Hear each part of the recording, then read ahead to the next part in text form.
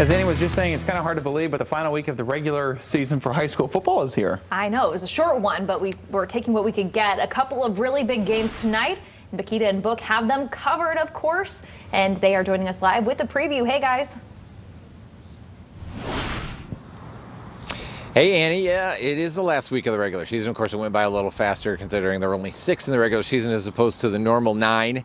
But we're 1 week away from the postseason. And Brett, we've got some really big games, including our game of the week here at Rockford. The Rams host Granville. And I guess the big question is, what do we expect from Rockford considering we haven't seen them play a game in 3 weeks, October the 2nd against West Ottawa, because they had a COVID case on their team. And they just started practicing fully as a team on Tuesday. What do you expect from the Rams?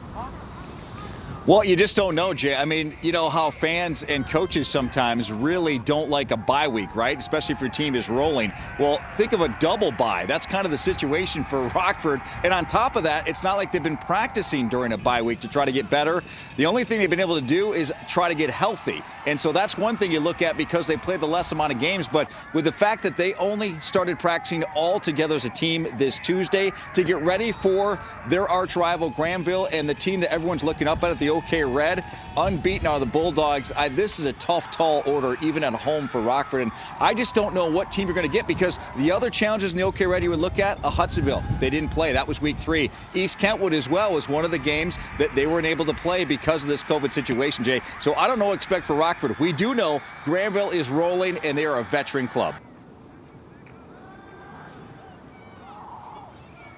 Well, and they've had the virtual meetings as well, so you figure a lot of film study for Rockford. And you talk about Granville. I mean, that's a team you've got to have film study on because they can really ground and pound it. But they've had the ability to throw it, and that's where I want to go next as we go to your game at East Kentwood there. South Christian and Grand Rapids Catholic Central, both teams 5-0. Both teams that have really liked to throw the football. And I don't know how it is where you are, Brad, but it's super windy here.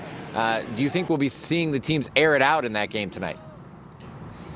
Well, I think they're going to try to, especially South Christian, because ever since Danny Brown has taken over, remember he was the coordinator as head coach. I mean, that's one of their strengths, quarterback play. Chase Bradman, they had a year ago. He would chuck it all over the lot. He's now graduated, playing at Indiana Wesleyan. And Ty Reinbrandt, I think, has been a major story, obviously, for the Sailors, because you wonder who's going to fill that void. 12 touchdown passes coming in, almost 1,000 yards through the air. And the key is he hasn't turned it over. For being a backup most of last year, yeah, he got a little game time. To only have 2 interceptions to 12 touchdowns, any coach would take that ratio, especially at the high school level. He's been tremendous, and he's got a lot of players like Elliot Grassice, who he loves to throw around him. Also, Daniel Passett running the football. So these juniors have grown up to be seniors now, and to me, South Christian has been one of those amazing stories so far. But they go up against the defending state champions in Division 4, 3 of the last 4 years to be exact, in Todd Colston, the Cougars at Catholic Central. And as you know, Jay, they've got plenty of weapons. They don't necessarily have to throw the football. It is what they like to do to mix it up. They're very balanced, and this is going to be an interesting ball game tonight.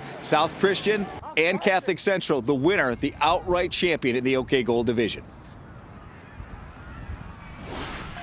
Yeah, well, we're tracking a lot of games tonight as well. Unity Christian Allendale will be one we keep our eye on. We're running out of time here. We're not going to be able to talk much about it. But even though Unity looks like the favorite in this game, these games have been high-scoring and competitive over the years. So we'll have Facebook Live updates coming up throughout the night between 7 and about 9:30 or so when the games wrap up from all 3 of these games we just talked about, plus the Lowell Forest Hills Central game. Remember, the Blitz is on late tonight. We have Game 3 of the World Series. We figure to be on sometime around or after midnight. For now, though, we're going to send it back to the studio.